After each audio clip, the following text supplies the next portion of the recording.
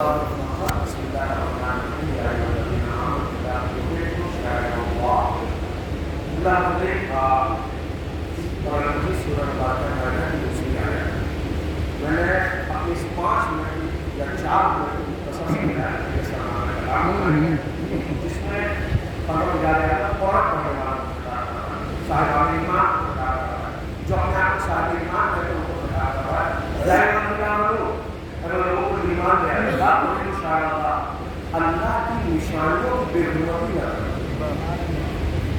اللہ کی نشانیوں کی بے حرمتی نہ کریں۔ یہ کیوں کہنا پڑا؟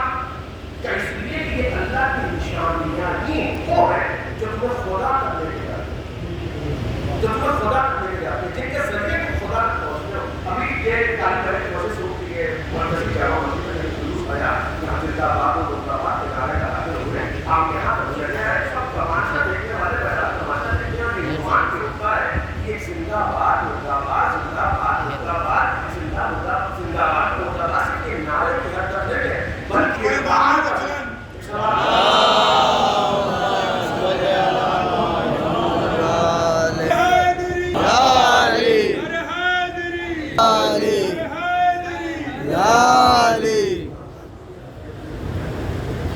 آل سعود مرد آباد، آل سعود مرد آباد، مرد آباد۔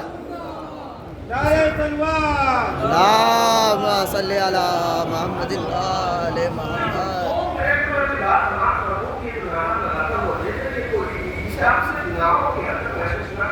بلکہ ایک زندہ قوم دوسری مردہ قوم کو لے جائے گا۔ واہ واہ واہ واہ،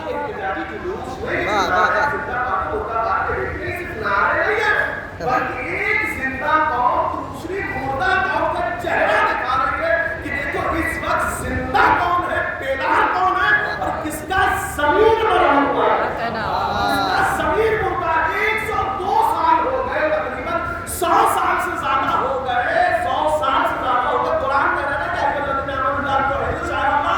اللہ کی نشانیوں کی بے حرمتی نہ کرو، اللہ کی نشانیوں کی بے حرمتی نہ کرو۔ اللہ کی نشانیاں کیا ہیں کہ جو تمہیں خدا تک لے کے چلی جائے۔ ہم ظاہرہ کے روزے سے زیادہ، حسن کے روزے سے زیادہ، سجاد کے روزے سے زیادہ، جس کی دعائیں تمہیں خدا تک پہنچا دے، جس کا سلیقہ زندگی تمہیں خدا تک پہنچا دے، باقی کی احادیث سے زیادہ، جانور کی فکر سے زیادہ تمہیں خدا تک کون لے کے جائے گا؟ یہ وہ ہے اللہ کی نشانیاں جو تمہیں خدا تک لے کے جاتی ہے۔ مگر 100 سال پہلے ان کا روزہ اٹھایا گیا، اسے ڈیمولش کیا گیا، اس کو منہدم کیا گیا، اس کو منہدم کیا گیا۔ میرا جملہ محسوس کریے گا، قرآن کہہ رہا ہے ایمان والو اللہ کی نشانیوں کا احترام کرو۔ اب جو احترام نہیں کر رہا وہ اپنی گریبان میں جھانک کے دیکھے صاحب ایمان ہے کہ نہیں۔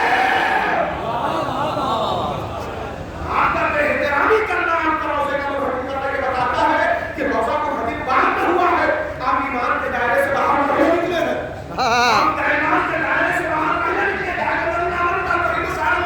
اللہ کی نشانیوں کا احترام کرو۔ بس ایک لفظ اپنی بات کو مکمل کر دوں میرے عزیزو، 100 سال پہلے مسلمان جو تھے نا وہ بڑی تفصیلی گفتگو ہے، علماء سے پوچھے گا وہ بتائیں گے کس انداز سے کس کے فتووں کے تحت کس کے نظریات کے تحت یہ اقدام کیا گیا۔ کیا نعرہ شرک و بدعت کا نعرہ بلند کرتے ہوئے اس قبر کو جسے ہم جنت اللہ کہتے ہیں، وہ مزارات کو جو جناب سیدہ کا روضہ تھا جنہیں منہدم کیا گیا۔ آپ محسوس کریں اس وقت حجاز میں مسلمان تھے نا، اس وقت دنیا میں مسلمان تھے نا، اس وقت ہندوستان میں مسلمان